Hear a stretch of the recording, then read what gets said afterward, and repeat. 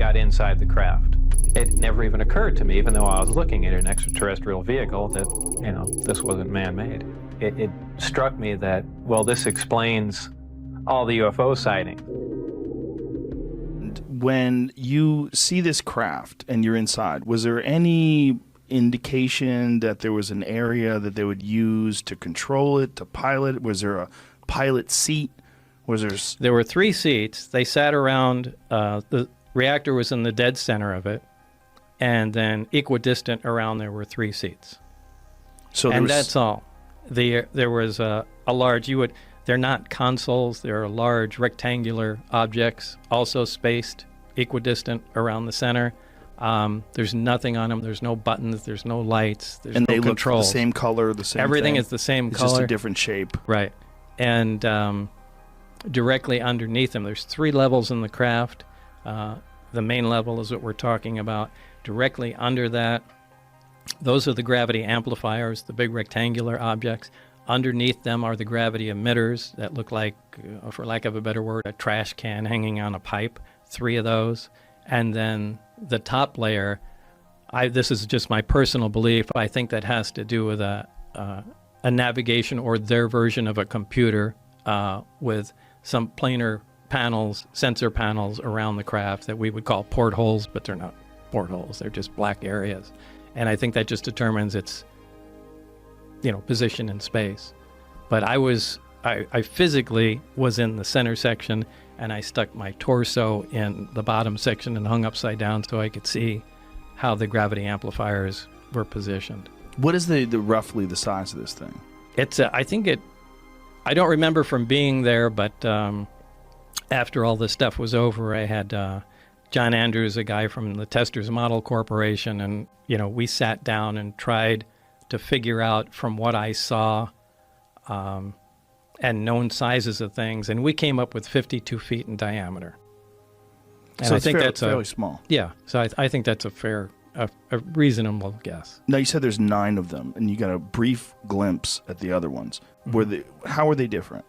Oh, they looked completely different. One looked like I called a Jell-O mold, and it looked like a classic Jell-O mold with the rippled sides to it. One was a very flat disc, like a straw hat or something like that. That was sitting up on its edge, and the thin part of it looked like a projectile had been fired through the edge of it. So I don't know if they were attempting to see if the metal could be penetrated, or if that's where the thing came from. Maybe it was shot down. But that was the only one where I saw there was, actual physical damage to it. And that one was roughly the same size? They're all... They were kind of too far away to tell.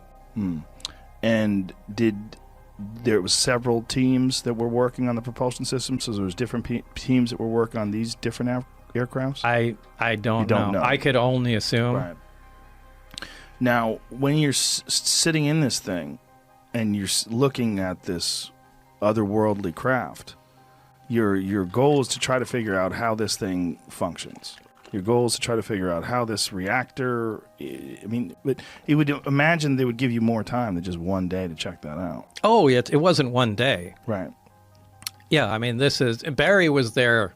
I think Barry was sleeping there. I'm sure they had. Now, that isn't weird. Up at the Tonopah test range where they work on stealth fighters, you go, I think, 3 weeks on, 1 week off, and you stay up there too. So it's not weird to stay up at the test site. Right. So, I think he pretty much, and he acted like he's been up there for a long time. Yeah. But he's still there. Yeah. Who knows? Do you have contact with this guy? No. Oh no. I wish I did. I kind of thought he was going to come out after I did. Right. And I think I took so much flack and it's so much shit for what went on. I think I wound up helping security there, and everybody became afraid of, doing or saying anything after that. So what kind of reports did you have to give? So you're not making much progress, right? You're just trying to figure out what this thing is, and it seems impossible. Well, we didn't personally make them. We were always, there was never a lot of information that we gained. The guy, you would call him our supervisor, his name was Dennis Mariani. and kind of a military-looking guy, and he would routinely pop in, during the day and, hey, what's going on, guys? And he would essentially relay any information, anything new we came up with. I mean, he was our go-between, where we presented him the information, and then he took it to wherever they were, assembling all the data from everybody. Now, I assume you're working normal days, like an 8-hour day? No. No? No, it was really weird that I would be only called in on certain times and certain days, and they would be weird hours, too. Most of the time was later in the evening. I mean, I can get a call at 11 o'clock at night, and they'll say, it's now 11 o'clock. By 11:45, you need to be at the McCarran terminal, and, we'll let you know when we have more information. But what did you do while you were there? If you're looking at this object, this reactor, and you can't figure out what it is or how it works, other than the fact that it works on this element that we don't even know about. Sure. I mean, the thing was what you do with anything. If you're trying to analyze it, all you can do is perform tests. And all we did is try and come up with every kind of test we possibly could. I mean, we tested, it violated a lot of what we thought was impossible to violate. I mean, one of the first laws of thermodynamics, essentially any machine, any device that operates always makes extra heat. Nothing works at 100% efficient. Even the headphones you're wearing, anything that takes power, some of that power is going to be converted to heat, and it's just wasted.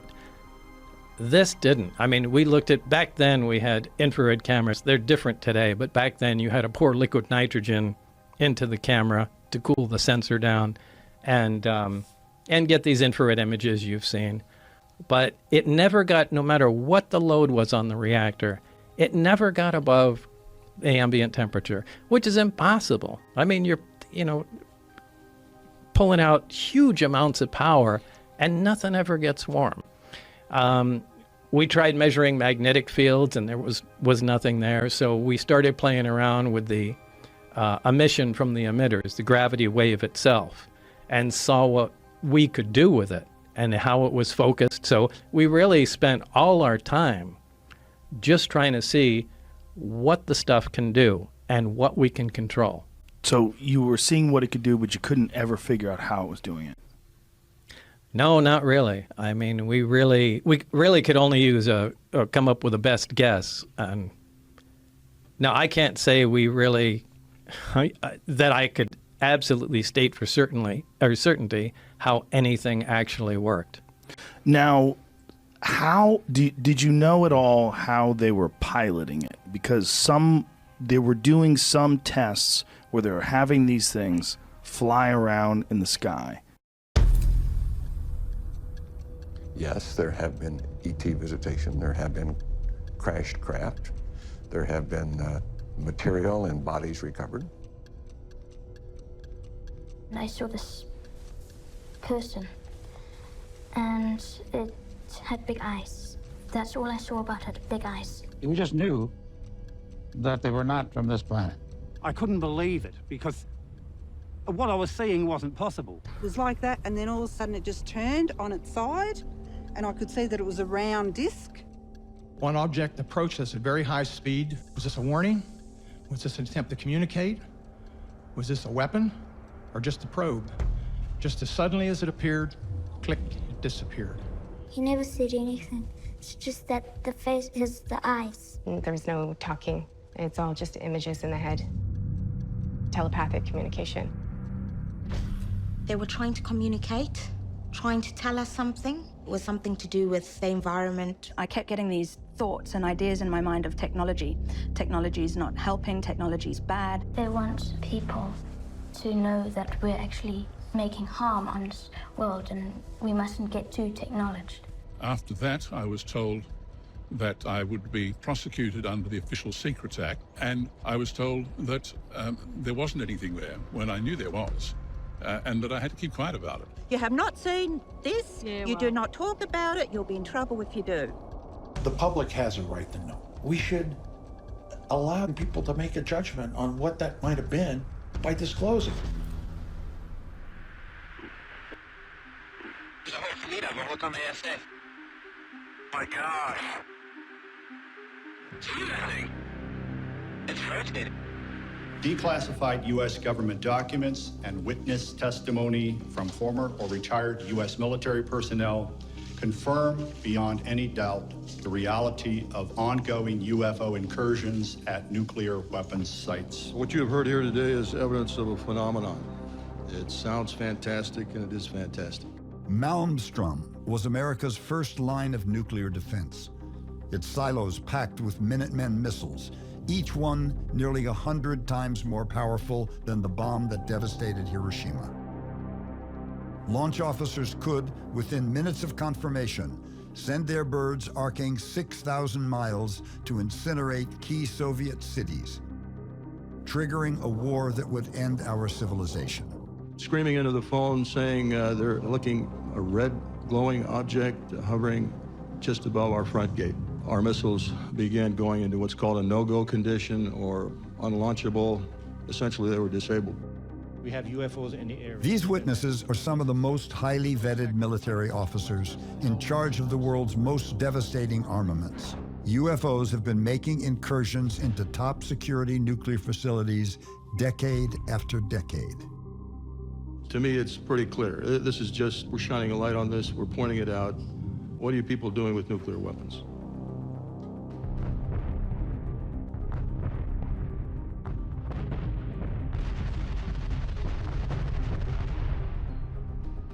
These objects gave the impression that they wanted to be seen. With these enormous spotlights, there was no way that they were trying to hide. So why? That is the main question. Why do these objects want to be seen? Nobody has to agree that why it's there, but shouldn't we at least be spending some money to study all these phenomena? Shouldn't we study this stuff? Think about the possibilities, what we may discover technologically, how we might solve the energy crisis, how we might raise our standards of living. Yeah, that doesn't make sense to me either. So they were either in the same area or, one had clues to where others were. I mean, I don't know. You have to fill that in there, but you're right. I mean, 9 of them, that's a big dig if it was archaeological. Well, one of the more recent sightings and these discussions that have been coming out recently from Air Force pilots and Navy pilots, they've been talking about things happening in the ocean, and that something literally goes into the water, or something maybe below the surface You're thinking of the about water. the 2004 Tic Tac Nimitz case. So that's when George Knapp and I broke on the radio twice before the New York Times, so I know this one really well. Commander Fravor and those pilots. There was a disturbance on the surface of the water. Commander Fravor visually saw what looked like similar to a cross, some object. So it's like as if you have some coral under the water and you've got it's breaking over. Right. The Tic Tac is doing this crazy maneuver that defies.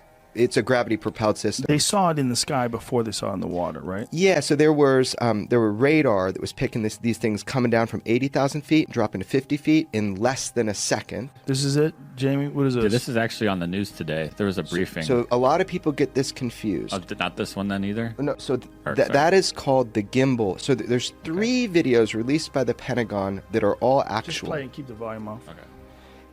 I would really just pay attention to the source videos. So you've got the Tic Tac, which is this object that Commander Fravor saw. Another pilot filmed it with a FLIR pod, and it goes.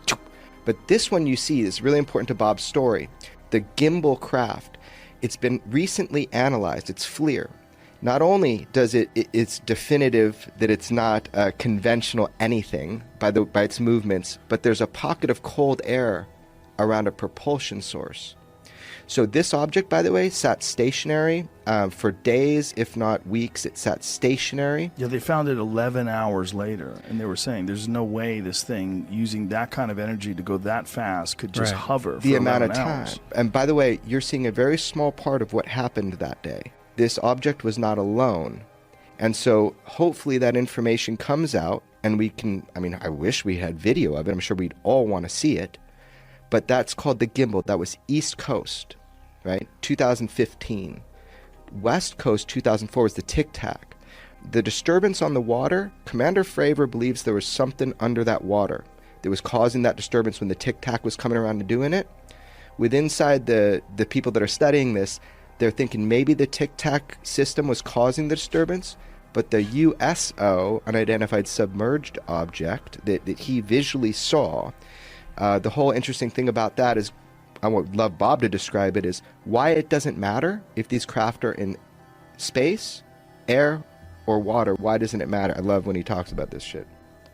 Well, first of all, Commander Fravor was the F-18 pilot off the Nimitz that was sent out to find out what this stuff is. But and it wasn't just, I got a chance to talk to him recently, and it wasn't just a radar image. I mean, Commander Fravor had eyes on it for over 5 minutes watching this thing, as 4 other pilots did. So this wasn't a radar blip or anything. I mean, these guys were watching this thing. But, you know, one of the things I think in the gimbal video, the way the craft that we worked on flies is it doesn't fly like a conventional aircraft does, and it doesn't fly like a flying saucer would in a 1950s movie. It flies belly first. I mean, it may set down conventionally, but it always rotates. It does a roll maneuver, puts its belly towards the target, and then moves away at high speed. So it'd be like a car flying with the wheels forward. Right, right. I mean, it may land on the wheels, but at some point when it wants to leave, it's going to flips up, points the wheels where it wants to go, and takes off. And the gimbal video, you can see the craft do the roll maneuver, and it's really interesting. It behaves exactly like the craft that I worked on. So much like we have different shaped aircrafts and fighter jets and cars, they probably have different shapes of these objects that operate under similar principles. Right, perhaps. But they all have the same power source. They all have the same power source. And we're also dealing with, if you think about the laws of technological progression, you know, you think of Moore's law and you think of how things accelerate, you've got to think that if this civilization is who knows how many years more advanced than we are, if not even years. I mean, we're thinking about it in terms of conventional terms, right? The way we look at the world. I mean, they might be just superior in terms of their intellect. They've got to be. Maybe. We don't know, right? Well, the only reason I say that is because, look, everyone doesn't necessarily start at a steam engine and go to an internal combustion engine and then, you know, electric power, nuclear power, and go up the ladder that we come on. You know, the binary, if this stuff is true about the origin and the binary star system, and they have heavier elements that we don't have, and this stable element 115 is a naturally occurring material, maybe that's the first thing they started experimenting with. And the version of their steam engine, their first product, was something that operated like this. And actually, when they came to Earth to look around, or, you know, whatever, they were amazed at the stuff we were doing. These guys burned stuff and squirted out the back to go forward. So, you know, who says they follow any kind of normal progression like that? My thought was, if you went back to the 1400s and then you went from 1400 to 1500, you're not going to see that much of a difference technologically. Right. If you go from 2000 to 3000, I assume there's going to be a radical change. Right. Well, the delta, the rate of change is magnificently higher than it used to be. Right. So if you think about what they had in 1988 and you think about what they probably have, and just logically, it seems like they would advance. I would think so. The only question is, like, are they living? Is that a living thing in terms of like a biological thing? Or are they some sort of an artificially created creation like we are working on right now? I mean, we're in the middle of working on artificial reality, artificial beings, sentient beings, artificial intelligence. There's silicon-based life forms that they're essentially trying to create. Boston Dynamics, or was it Boston Dynamics at the company that's making those crazy robots? Yeah. You can make machines out of flesh, right? So a cyborg or a cybernetic organism is just that, you know, that's what a lot of people think those like gray things are, you know, that people call the grays. Yeah. Is like, they're machines printed from flesh. So what you're saying is like, not well, they so could just far be off synthetic life. They don't even need to be. Right.